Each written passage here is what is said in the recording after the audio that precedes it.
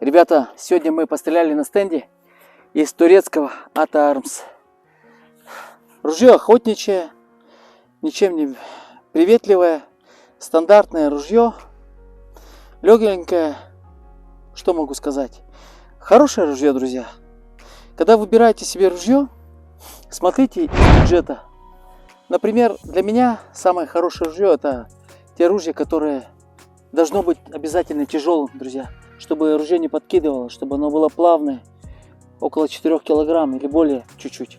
Вот. Ну, нам не пришлось выбирать. Сегодня мы арендовали его за 2500 рублей на стенде. Я сегодня потренировал Алексея, парня с России. Он очень доволен. Сейчас он снимает меня. Вот. И на какой вопрос, ребята, какое ружье покупать? Покупайте любое ружье по своему бюджету, тяжелое, и стреляйте без дополнительных заморочек, только с одного ружья, друзья.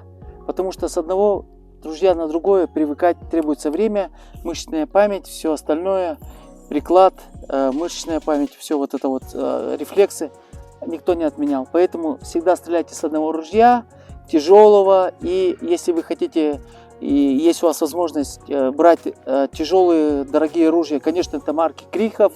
Если среднего диапазона, это у нас идут Пираци, Рицини, чуть ниже классом Беретта.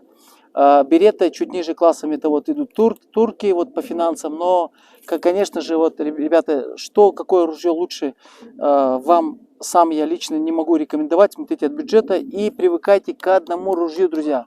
К одному ружью. Стреляйте с одного ружья со своим прикладом, к которому прикладу вы подойдете не сразу, а со временем.